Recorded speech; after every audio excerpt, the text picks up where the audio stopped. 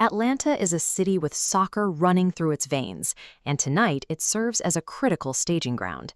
The U.S. men's national team has arrived at Mercedes-Benz Stadium for one of their final tests ahead of a massive home World Cup. The clock is ticking. There are exactly 59 days until the final United States World Cup squad is named, and just 75 days until the tournament officially opens. The internal pressure on these players to secure a roster spot is immense.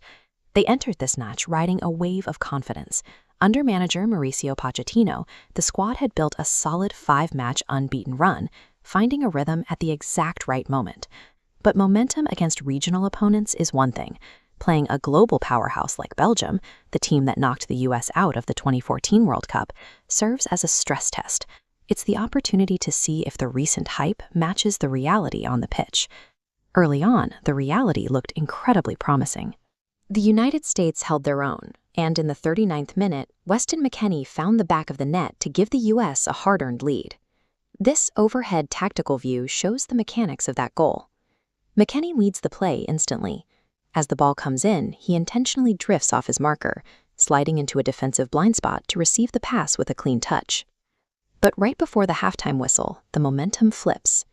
Belgium launches a blistering long-distance strike that threads its way through a crowded penalty box and past a diving Matt Turner to tie the game. Traveling at that speed through so many legs, Turner saw the ball late. Heading into the locker room, the U.S. had to figure out if that equalizer was an unlucky break or the first visible crack in their defensive foundation. As the second half begins, Belgium immediately dials up their aggression, abandoning cautious build-up play and shifting to a vertical attack. Within minutes, Amadou Onana scores.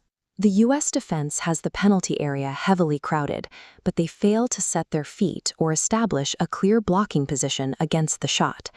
Instead of blocking it, a U.S. defender goes to ground late.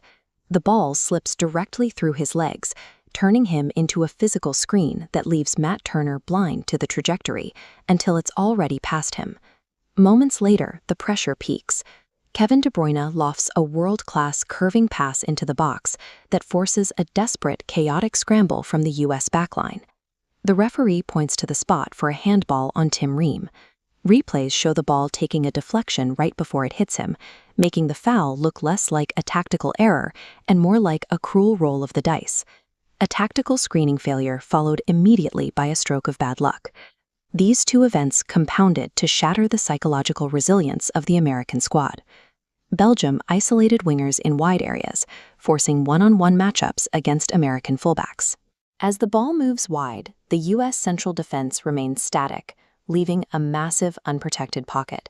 This gives Lukebakio a runway to bypass the defender, cut onto his left foot, and score.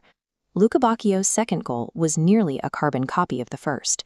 The ball cycled through the lines out to the wing again, and he found the same unprotected path to the net.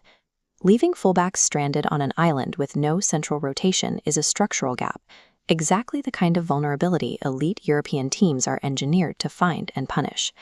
Patrick Agyemang managed to pull one back late for the U.S., capitalizing on a high-press turnover caused by Ricardo Pepi.